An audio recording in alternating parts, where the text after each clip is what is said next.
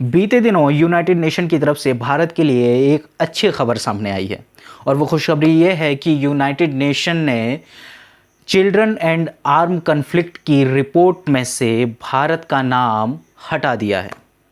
तो आखिर इस लिस्ट में भारत का नाम क्यों शामिल किया गया था और अब इस लिस्ट से भारत को अलग किए जाने से भारत के लिए क्या फ़ायदे होंगे, इन सब विषयों पर आज हम चर्चा करने जा रहे हैं। नमस्कार, मैं अमन शर्मा वोकल न्यूज़ में आपका स्वागत करता हूं। हमारे इस नए एपिसोड करंट अफेयर्स को ज़्यादा से ज़्यादा संख्या में लाइक करें, शेयर करें, कमेंट्स करें और हमारे इस चैनल को सब्सक्राइब करना ना भूलें। तो आइए बात की शुरुआत करते हैं। 28 तारीख को महिला एवं बाल विकास मंत्रालय भारत की तरफ से एक सूचना जारी की जाती है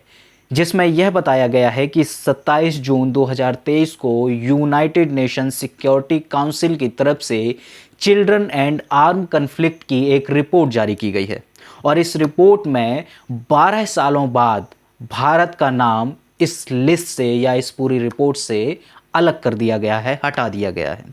तो इस पूरी खबर के मायने क्या हैं, ये क्या है रिपोर्ट, इसका किस तरह से भारत से संबंध है, इस पूरे विषय पर मैं आपको आज डिटेल से जानकारी देने जा रहा हूँ।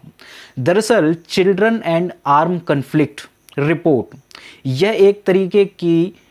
वर्किंग कमेटी है यूनाइटेड नेशन सिक्योरिटी काउंसिल की, जो विभिन्न देशों में चल रहे कन्फ्लिक्ट और गृह युद्ध में बच्चों की स्थिति पर फोकस करती है।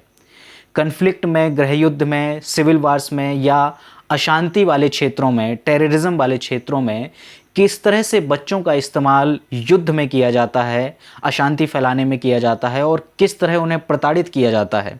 इन सब को लेकर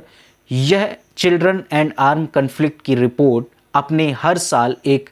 रिपोर्ट शाया करती है जिसमें कि विभिन्न देशों में वहाँ के बच्चों पर किस तरह से कन्फ्लिक्ट का यूज़ हो रहा है और किस तरह से उन पर असर पड़ रहा है, ये पूरी रिपोर्ट इसमें शामिल की जाती है।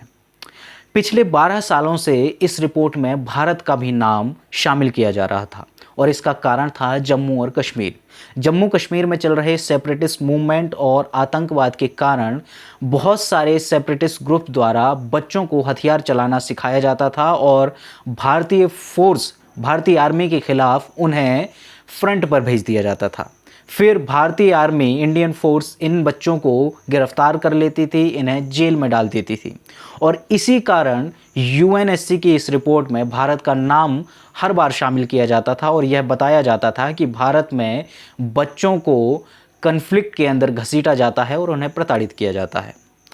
इस लिस्ट में भारत के अलावा 24 और देश शामिल थे जिसमें Pakistan, Afghanistan, Myanmar, Somalia, Iraq, Syria जैसे अफ्रीका के कई देश शामिल हैं। लेकिन 2019 में कश्मीर से धारा 370 हटने के बाद बहुत सारे ऐसे कदम उठाए गए जिसमें से कि भारत सरकार और यूएन ने मिलकर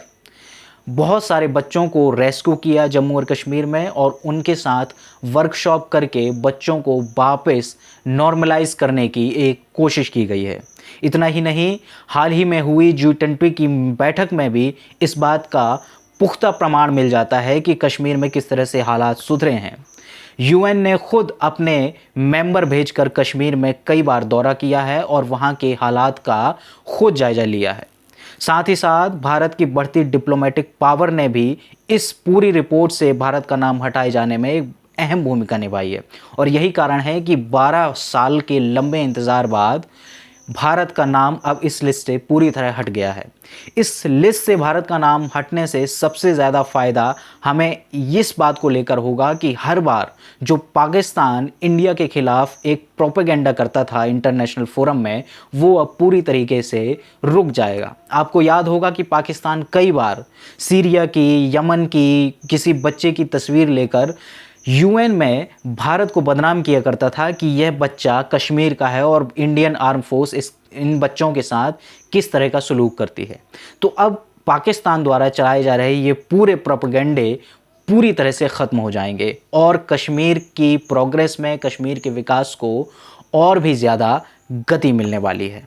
तो इस तरह की और भी रोचक और दिलचस्प जानकारियों के लिए हमारे इस करंट अफेयर्स प्रोग्राम को देखना ना भूलें और हमारे इस चैनल को सब्सक्राइब करना ना भूलें। अब मुझे दीजिए अनुमति। नमस्कार।